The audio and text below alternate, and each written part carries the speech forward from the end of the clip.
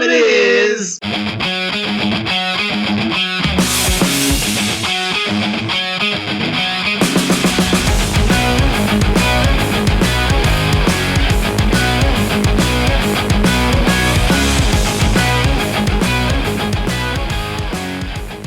I want to thank everybody once again for checking out the C-Squared Hour. I'm your host, Chris, giving you another episode. Why undersell it? Why oversell it? Here's another episode. No one fucking knew listening anyway, so fuck me, right? It has been a while since the last one. I apologize for that. There's plenty of reasons that I could give, but I won't, because when it comes down to it, there just wasn't another episode, right? So, I apologize. I would promise to put them out more on a regular schedule, but once again, who the fuck knows, right? With that high energy start I just had there, let's jump into the show. Of course, you're going to be looking at this and you're going to say, my phone's only registering one voice here. Where is the other Chris? Chris is doing something very interesting lately, and it's really taken up a lot of his time. He's not really going out much. He's not really seeing a lot of people, except for some very specific people. Chris is going through on social media, and he's finding females that he comes across that he is very attracted to.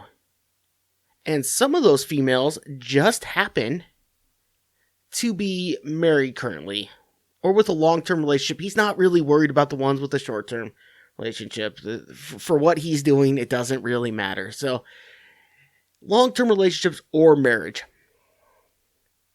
He's looking at them, and he is going one by one. He just is checking them off the list. He's going, I think he's up to 7 now? 7? I gotta tell the story before I get there, yeah? He is going down the list. Chris is going through and finding these women that he falls in love with over the screen. And he catfishes their husbands. We all know what that means, pretending to be a hot broad or whatever. Trying to get them to fall in love with him. He's a very charming guy. If you ever met him in person, you'd see those eyes and you would fall too. And he's doing this without his eyes, so that just tells you throw that in the mix. Oh boy, people are in trouble. Anyway, he's catfishing all these men. And once he gets them to, try to be with the gal or what have you, he anonymously drops the information to the women and just watches the profile. And once he notices the profile is on the broken up / divorce side, he slides in for the rebound. He's a big fan of the rebound, and he's thinking, you know what? You can't always find enough rebounds on your own. Let's make it happen. Charles Barkley didn't just stand around under the basket hoping the ball would come to him. No, he went out there and he got the ball. He fought for that ball. And that's what Chris is doing. He is fighting for that rebound. Whether you like it or not, that's what he's doing. I'm going to reserve judgment. There's a lot of morality shit going on in the news right now. I'm reserving judgment on just because I don't care enough to piss everybody off. If I care, I don't mind pissing people off, but I really don't give a shit about a lot of this. And this is one of those. Hey, if your guy's going to get catfished by Chris, maybe it was just a matter of time. But when a secondary hobby kind of slows down, maybe we will see him back here in the other seat. You never know. And obviously, since you haven't seen the announcements, since you haven't seen a separate post, the offer still stands. Randy still hasn't taken me up. He still won't lace the gloves up and step in the ring with me. The offer's there. It's been there possibly years at this point. Quite possibly years. He did his best to try to duck me. I'm still there. I'm still giving the offer. I'm still going to make the fight happen. I know you're afraid of me. It's okay. It's going to be for charity, probably. So, yes, if you're afraid of me, all you have to say is, Chris, I'm a big giant pussy, and I will never be as tough as you are. All you have to, in a public forum, of course. You have to say it in a public forum. You can't just say it to my face, which, I mean, not to break down the fourth wall, but I'm sure you've said it a few times. If not, there's been plenty of times I've proven you should have said that. Anyway, Randy, the offer's there. Lace them up. I got trainers lined up. I got promoters lined up. I know you tried to run from it. It's not going anywhere. It's not going anywhere. The fight is going to happen. It's going to happen. Actually, it's probably not at this point. Because everyone knows you're afraid of me. So unless you tell everybody that that's the case, I'm going to sit here and you are going to have to hear from me over and over again about how afraid of me you are. You're going to have to hear it, even though that's what runs through your mind when you sleep. Fear of me. I am your Freddy. We all know it. Everyone knows it. Anyone who's ever pressed play on this, even by accident, knows you're afraid of me. So either prove you're not a coward, prove you're willing to face your fears, or tell everybody you're not going to face your fear. Sound good? I think it sounds like a pretty fair deal to me, if you might add. What the fuck? Wow. And that's how we're starting this fucker off, huh? Any of you who do follow my social media at all are gonna have noticed in the last couple days, and it's gonna be able to happen more and more often in the future, I'm starting a new tradition in playoff hockey. Well, there's two ways. It's A, there's going to be more chances, but B, there's going to be less chance. I'm not going to go too far into it. If you follow me on Twitter, I started last night, just briefly. The last goal of one of the games, I said, you know what? I'm going to start something here. And I've decided that I'm going to keep that going. If I'm sitting there watching every game, pushing this off for a goddamn week because your boy gets a little too lazy sometimes. How come the late night games are the ones going to fucking over? I digress. I'm on the West Coast. Why am I complaining about that? It still gets done at fucking 10.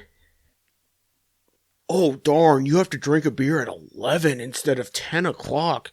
Wow, you're really gonna be... Oh, yeah, I know. God damn. I'm such a fucking loser. Anyway, new tradition is coming up on the show's Twitter account. So go ahead and follow it when you hear this. There's at least one tweet that follows this. There was 2 chances for this to happen tonight. Only one game had this thing happen. So, follow the show on Twitter, and you will see a new tradition I'm starting. Because like I said, if I'm going to lay around on the couch like a fucking loser, I may as well do something while I'm at it. And, hey, maybe somehow this will get up promotion-wise or something. Or it's just fun. It's just fun. That's why I'm doing it. Couple more pieces of business before I go forward. I have a few public service announcements. I've been thinking a lot of other people's problems. Trying to figure out, how am I going to help the world? How am I going to better the world? So, I started by thinking about beer companies. And this is for your smaller, local, independent breweries. Unfortunately, this is probably not an advertising slogan you can go with. If you could find a way to creatively throw this motto in, by all means, I commend you. But I thought of this the other night when I got home, responsibly, after taking an Uber, from hanging out with a buddy and having quite a few beverages. I go to my fridge and I crack open a beer. The first word in the name is pale. Not India Pale, not IPA, not hazy pale or what, or I don't know, dark pale. The first word is pale. If the first word in the beer description is pale, an average drinker like myself, someone who, I don't know, I'd say, I'm a 4 handicap in golf. I'm probably a 4 handicap in drinking too. Pretty good at it when I do it. I don't do it all the time. I don't make it about my life. But when I do it, I have a chance of winning no matter where I go. If I grab a beer with the word pale at the beginning, it should be suitable for a drunken 3 a.m. drink. If it hurts daddy's tummy like a darker beer does when you're drunk, you named it wrong. You named it wrong. Not going to shout out the beer because, quite honestly, I don't remember it to be. No, that's not the because I want to be. No, just adjust your naming. I talked about this a couple weeks ago on my last show. The same thing. If you're gonna market right, market correctly. I know how to market perfectly. I market myself as a talentless douchebag who just sits in an office and yells into a microphone and hopes that people listen. And guess what? That is exactly what I am. You see, marketing. If I can market correctly, then you people with employees and profits and losses should be able to figure something out just as well as I can. But local beer, independent, maybe not just independent beer, do a better job naming your shit. That's what I ask of you. Oh man, I'm gonna go a little fucking local news on you right now and just say, Daddy's... No, I'm not. I was gonna go off on an allergy rant, but I figured none of you fuckers want to hear it. My last business... Maybe not business, but I'll say my last community outreach. My last community outreach moment for this episode. Homeless people. Let's talk. You're going to be saying, now Chris, why would a homeless person ever be in a position to listen to your dumbass podcast? Well, the voice in my head, I will tell you. It's free. You can even get it on fucking some prepaid smartphones, so maybe whatever they have, they can find it. There's a way. And if there isn't a way that they can hear it directly, if it's out in the universe, it'll get back to them somehow. So, I have a message for homeless people. Clean up your shit. I know that sounds harsh. I know that sounds rude. I know. Just, you're in public. I look at your encampments, your homes, if you will. Because the problem isn't homelessness, it's houselessness. Am I right, folks?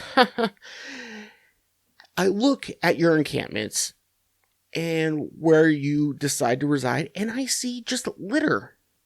Just litter. Nothing major, nothing big. I'm not going up close enough to really give it a go, but just litter. And I also look less than half a block away, there is a public garbage can, or there is a dumpster that could be used.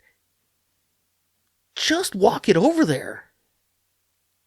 I know the world's giving you a tough deal or a tough maybe.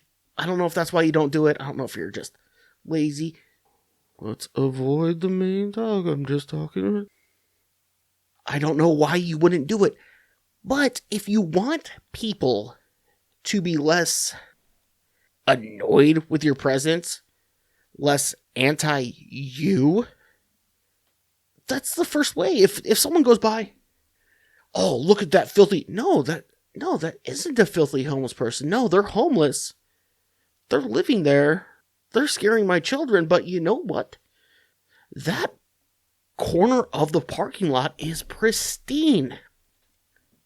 You could eat off the grass under their tarp. Just clean up after yourself. It's gonna make people's life so much easier. It's gonna make your life easier, first of all. I noticed this the other day at a convenience store. I'm parking my car and I look over and there's an obvious place where homeless person or people have been laying their head for a little while. They seem to be no current sign of them, but just garbage. Okay, refuse is going to come up in a living situation. I get that. But the same distance for me as to the litter was a garbage can that looked unused. In fact, I would be willing to go out on a limb. If you managed to reduce your litter, I won't say carbon footprint because that's the wrong word. Your paper. Oh, I see a lot of napkins, so maybe paper. Paper impact, your footprint. I bet more people would be more willing to dole out money for services. Even if they weren't, what harm is it in trying? I got you, folks. I'm here for you. Give her a shot for me. That's all I ask. That's not all I ask. If somehow you get a prepaid Visa card with enough money loaded on it, you can go to my shop and buy a bunch of my stuff and then pick up your trash and then see if it works. That's all I ask. And tell all your friends that you heard this offer from here too. But beyond that, those are the only things I ask. Paris Hilton advocates for child abuse victims. Way to step out on a limb there, hon. A new bill's gonna limit ad volume. I need to stop watching the fucking... Here, let me turn this away. I need to stop watching the late night news in the background. Because they just dig for shit. Read a story. See how quickly I can just turn it on and like, hey, next topic. Here it is. I went from watching these morons. Seattle City Council is continuing trying to delay having to go back in the office. They are still trying to telework. Okay, let's, as Gen Z says, let's unpack this. City Council trying to stay at home. Obviously, you don't have to meet with anybody in person, just over the computer, right? Do you think a lot of people who are going to city council meetings on a regular basis know how to work Zoom? You're getting a lot of the older folks on that. So there's the first part. They're making $70 an hour for being on the city council.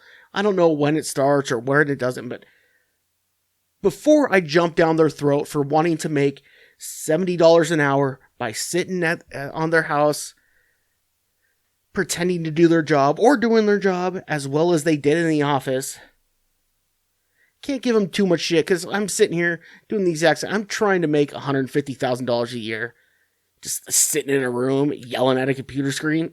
So I get the want to do that, Seattle City Council. I get it. I'm not going to bemoan you for that. But what do you do if you're not in City Hall hearing people whine about bullshit stuff that you can't control? City council is nothing but telling people that's a governor decision or that's a Senate thing. City council can't do shit. Oh, rename my park. Great, let's vote if we should rename this park. And then you listen to a bunch of old fucking people who get mad about it, or other old people, or mothers with nothing fucking better to do. How dare you rename this park? He built this city. Why, ma'am? Because someone built it better, and that's what we're gonna... So what the fuck are you doing? My other question. This is where I get a little serious on this, folks. If your concern is safety, because we know that, crime, and because of the homelessness issue, a lot of major metropolitan cities are having trouble with crime in their downtown areas. That's a very real thing, a very scary thing. I've heard it from a lot of people. If that's your reasoning, isn't that your fucking job? So what you're telling us is, if this is a full-time job and you're making $70 an hour, you're doing your job so fucking bad that you need to stay home? And this is only a big deal because this is one of, if not the last city, where they are fighting to keep working from home. The city council is fighting to stay at home. Everywhere else stopped fighting or lost the fight or didn't fight. How fucking shitty are you at your job if you're a city councilman and you don't want to go into the city? Anyone knows about Seattle? You look at it like at LA sort of situation. LA's kind of close, where as soon as you get out of the commercial areas, you're in a technically different city. No one lives in Seattle. Most people live in the suburb of it, I have never met anybody from Seattle who lives in Seattle. I've never met anyone from Los Angeles who lives in Los Angeles. Simi Valley, El Segundo, Anaheim, all those places around there, there's plenty of places. I've never met anyone who lives in LA. Same thing with Seattle. So if you, and especially if you're making $150,000 a year, no goddamn way you're living in Seattle. What do we do with that? Do you just admit that, well, we given up. We suck at this, but you guys keep voting us in, but we don't know what the fuck to do, so here's what we're going to do. We're going to solve the problem remotely. The city is in such bad shape that even us on the city council won't step in the trenches or... Yeah, you have to treat going downtown, you have to treat going to City Hall like heading into a war zone. Like you're standing in the middle of Kiev and just hoping that the artillery... But it's not artillery shells, it's the semen of 1,000 homeless men. Lost many good men that day. If you're on the city council and you're making that fight, aren't you a little embarrassed? Is that anywhere in this? If I saw that in any part of the story, like, hey, yeah, we're embarrassed that the city itself is a little fucked and we don't want to go into it. Like, oh, okay, yeah, that's, I can sympathize with you there. But if you just say, well, we just work from home because of the safety and the COVID still. I don't even know if COVID was the thing, but if you do hear these pauses, I am sorry. For some reason, I said I wasn't going to talk about this earlier, but goddamn fucking, this is the first year I've really had seasonal allergies, like, where it, like, really fucked with me. So I'm still fighting that, still trying to figure out. I've had them before, but it was just like a slight runny nose when I mowed the lawn. Not this daily Well, enough current events, kind of. Enough worrying about the downfall of one of the great liberal frontiers of America. One of the great. That is one thing I'll give Seattle. People talk about downtown Portland being like a war zone. I mean, the crazy right-wing people, where crazy right-wing people just talk about downtown Seattle as being just dirty and gross and creepy. So, you got Portland beat on the metaphor train, so you got that going for you. According to right-wing radio, you are better than Portland.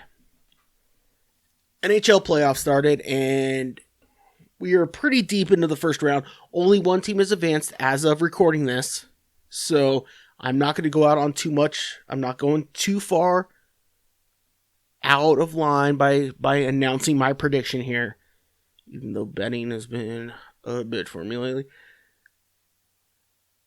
I've said it many a time on this show, and I'm going to say it again. And I really hate the fact that I'm picking this team. I do not like it. This is not a favorite team of mine. In fact, it's one of my least liked favorite teams. One of my least liked teams. There we go. You see, if the game didn't go into overtime, I would have said that right the first time. One of my least liked teams. Edmonton Oilers are winning it all. Calling it here. It has nothing to do with Mike Smith, their goaltender. It has nothing to do with Connor McDavid, who is possibly the best player in the NHL right now. It has nothing to do with the depth of their power play lines. It was brought up on SportsCenter that Edmonton has a diehard fan who is a child fighting cancer. I think they said he's fighting brain cancer, or she. I didn't watch too close.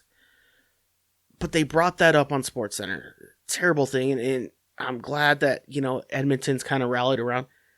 And it's cool that he's getting to see a lot of, or they, I'll say they, not because of, no, it's cool that they are getting to experience a lot of shit. But you always bet on the team that has the story fan. Always. If a story comes up about a fan or, side piece, and this piece of happy news, little Jonathan is fighting with having a disease called wonky bones, and his favorite team is the St. Louis Cardinals. The St. Louis Cardinals are going to win that year.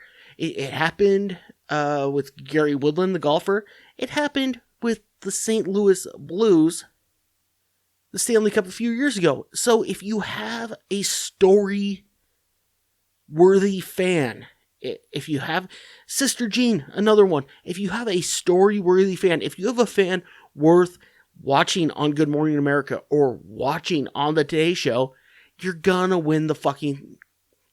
It's what's happening. I don't know if it's the league saying something. I don't know. Is it the mainstream media? You look at the NHL, you got Turner Broadcasting, and you got ABC, ESPN, who are all going to have a little stake in the game here. Do they want to see this longer? I can't tell you. Do the players just have a little bit of extra motivation going into the game? Maybe. I doubt it. There's something bigger at work here. They have a story fan. They have a regular news fan. And because of that, Edmonton's going to win. I saw in a story that they consoled the team after their last loss the other night. Yeah, the rest of the NHL's fucked. Unless you find like, I don't know, an army vet who rescued a 3-legged dog from Africa or something. Unless you can find that and get a microphone quickly enough to their front porch, Edmonton's taking the cup. I don't want to go too much into the playoffs yet. We are, like I said, we're not even, only one team's out of the first round yet. What I will say, Pastrnak from Boston should be dead right now. He went in, hit the goalie, regardless of if he was trying to or not. You don't fuck with the goalie in hockey. You don't. It's the quarterback. You don't fuck with the quarterback. If you hit the quarterback late, that guy's supposed to get the shit beat out of him.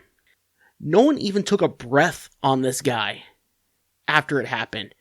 So that's another reason why I don't want to talk too much about it, because that's all I have in my head is the fact that there's a guy walking who should have to have a ramp in the back of his car right now.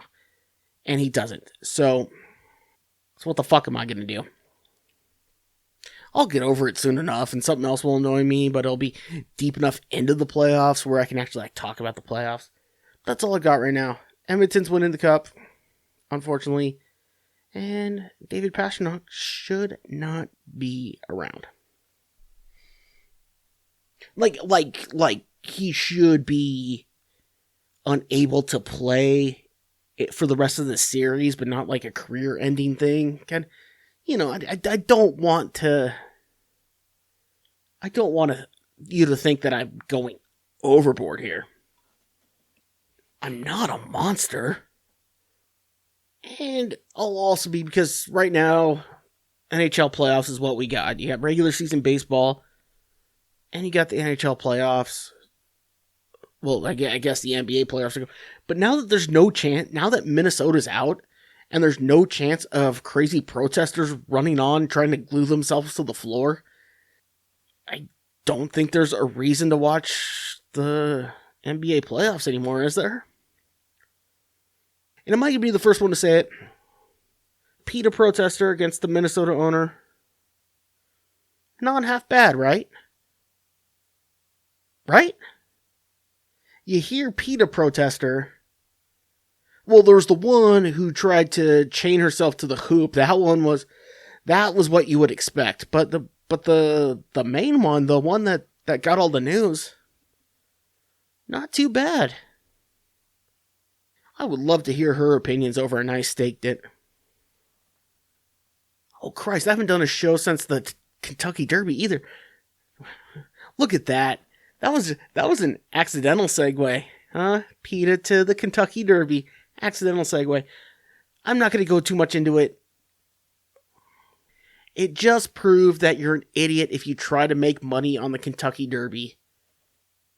I was golfing Saturday, so I just flipped on the race in my golf cart, so I didn't see all the lead up beforehand or anything like that. I don't know if that jagoff fucking Mattress Mac made another appearance. I watched enough to see the race, and it just proved everything I've said before. You don't make money off the Kentucky Derby. You don't make money with any race with that big of a field. You don't. There's too much weird shit that can go wrong. If the playoffs, NFL, MLB, if they're just the 4 best teams, you know who's going to come out on the top most of the time. If you throw 16 teams in there, all of a sudden some weird shit can happen. And that's what you see in horse racing too. You put 8 horses next to each other, it's like, okay, yeah, out of these ones, we know who's going to win 9 times out of 10.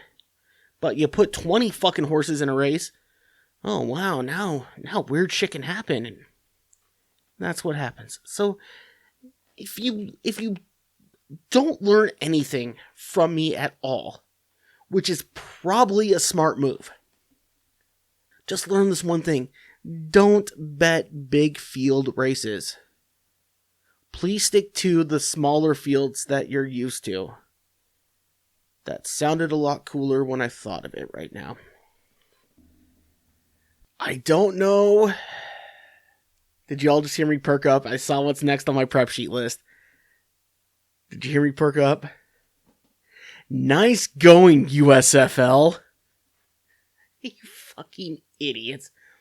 USFL. Nice attendance. Holy shit. I watched a game. I broke my vow. I watched a game. You can't fill up a quarter of a stadium. And you only have one place you're fucking playing. You can't even get people to...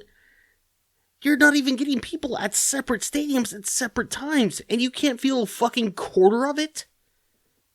I thought you were just a placeholder for the XFL because we all know that when the XFL's back, your dick is getting kicked in.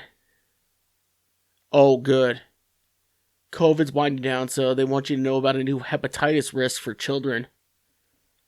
That's odd. Weird timing, isn't it? USFL, you had to know your days were numbered. The XFL has deals with the NFL Players Association. They have deals with the CFL. And you have what? Deals with Fox and whoever has that stadium in fucking San Antonio or wherever the fuck you're playing at. That's all you got? You're fucked. And it's fine, but now you need to start... I talked earlier about marketing. Now you need to start marketing for what you are. You are just holding the TV slots for the XFL. The XFL is going to come back. It's going to kick your dick in. If you're even brave enough, not to be too much of a sports pun, but you could always just take your ball and go home. Say, hey, this was a fun year, but now that The Rock's back in the mix, Christ, I mean, the only reason Fast and Furious are still making movies is because of The Rock. He resurrected that. Not the best example, but if The Rock can get him to keep making Fast and Furious movies, he can certainly knock aside your small little podunk football league while you have nothing going for yourself except, I don't know, maybe some patriotic things with the US. I know Fox Sports is really trying to beat the fucking USFL down my throat, but it ain't gonna happen. XFL's coming back. You had a nice run. Not only was I just blown away by how little or how small the attendance was at that game. Prime time and literally it looked like a high school afternoon football game. I don't remember how many people were at the Dragons game, Seattle Dragons, #BreatheingFire. I don't remember how many people were at that game, but I do know the bottom level of CenturyLink Field was completely packed, and that's all the way around. So, you know the part that you could only fill an eighth of? Yeah. The XFL did that in every fucking city. So, nice try, fuckos. And you have these fucking stupid wide receivers who try to... So look it up if you could find it. USFL wide receiver dive. It is... Two guys are talking to each other and he just falls backwards trying to pull a fucking soccer move. Falls backwards like it's a fucking soccer game. Another thing before I go too further. One of the biggest reasons soccer isn't a real sport. Every big game, they walk out together, out of the same locker room, just almost hand in hand to go line up. If you can do that, if you have that little of, I don't know what the fuck you're looking for, but if you have that little of whatever that is, I would say competitiveness, and I think I'm right with that. If you are able to walk hand in hand with your opponent out to the field just before the game, there's no way you're a real fucking sport. I just watched highlights of this tournament, and every game they show them walking side by side. Look at us walking out next to each other on the way to the... Try that with a fucking hockey game. For a playoff hockey game. Well, I guess nowadays with what I was just talking about, it might be a little easier. Try that with an NFL game. Just try it. It's not going to happen. It's not going to happen. The fact that you could do that just proves you're not a real sport. You're an activity. Whew, I just went off on that. I didn't, There's too many times where something proves my point, and there's no one for me to point. You know, the Leonardo DiCaprio meme from the fake Shirley Manson, Once Upon a Time in Hollywood. There's that, where he's pointing, oh, look. I don't know how many times I actually do that. Hack time, talking about memes. I do that quite a bit, where it's like, hey, look, all the shit I talk about soccer, look, they're proving it again. And no one's around, and no one gives a fuck. So when I remember it, it comes out. Nice soccer dive, USFL guy. Which I guess is fitting. You're in a not real football league. A football league, not real. And you're acting like you play something that isn't a sport. It's an activity. That might be. They might have done it. They might have found the perfect. It was the perfect symbolism for what that league is. It's phony. It's fake. And it's not going to be around very long. You're there for the XFL. That's all. I'll get off that. I will get off that, but another point since the last time, and I could talk about Canelo losing, but honestly, the Canelo Alvarez fight, the only way to break that down is for very, very nerdy boxing fans, because it was that kind of fight, so it would be hard to really get my whole, but it was the first guy that backed Canelo up when Canelo got hit. They were punching at the same time, which also Alvarez isn't necessarily used to all the time. He's usually quicker than everybody else, but no one's ever backed him up. Even Golovkin has never backed him up. He gets hit and keeps coming forward. Bivol was able to back him up, and on a regular basis, and that's why he won so easily. Because Canelo didn't know what to do off his back foot. And we call that flash boxing expertise. I finally have infiltrated the ears of ESPN. They are fine. Someone at ESPN is listening to my podcast, because I looked the other day and I forget who it was, because I'll say I don't care, but because they might listen, I'll say it's because I'm stupid. We'll go with that. Because I'm stupid, I don't remember who it was. But since they're obviously listening, I should remember. They ranked Gonzaga University at number 16 in the preseason ranking. Finally, someone's listening to me. Finally. And you know what? They will live up to those expectations. Regardless of how high they get ranked at the beginning of the season, I bet they'll play about as the 16th best team in the nation. I think that's a good bet. Over under 16th best team. It's always a pretty even money bet if they're going to make it to the Sweet 16. They do it all. Yeah, that's kind of a... Basically, once you hop on the second plane, if you're not a college basketball guy, look it up. That's a pretty fucking good analogy.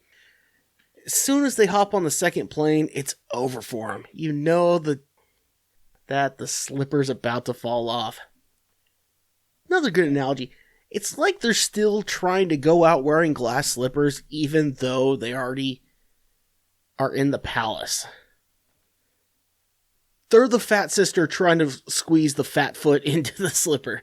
That's what it is. All right. Gonzaga ranked number 16th on one writer on ESPN's poll.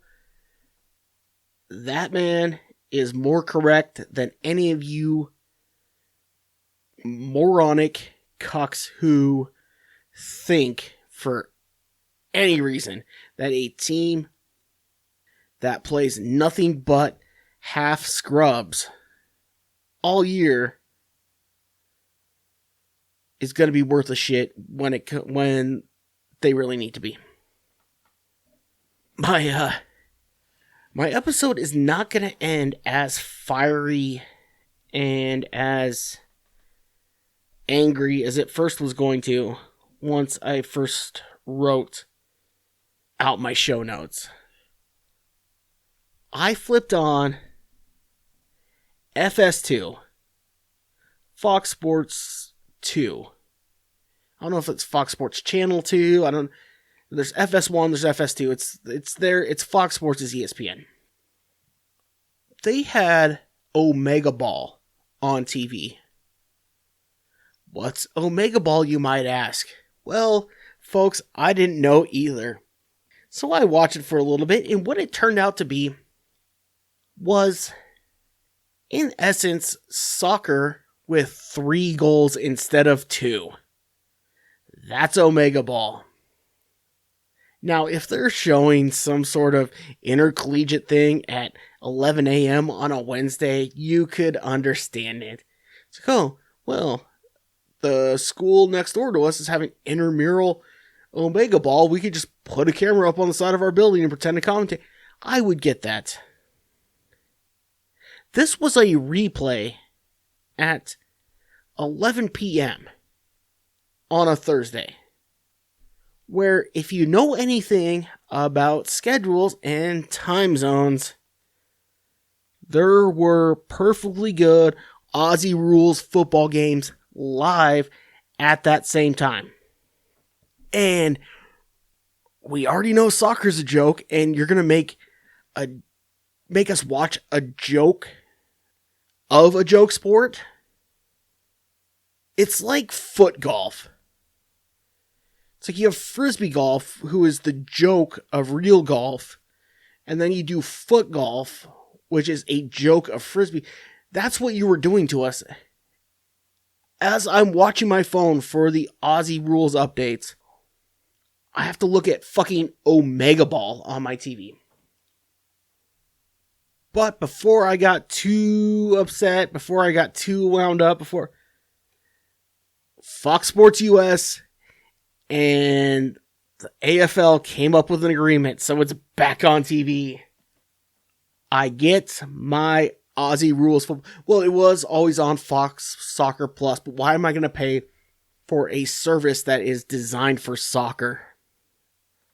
Your boy got his AFL back, and I think I'm better for it. I think I'm in a better place emotionally having that back. I wake up after staying up till 5 a.m. watching the game at the MCG, and you're gonna have to look up MCG now. You're gonna realize that I am all in the lingo.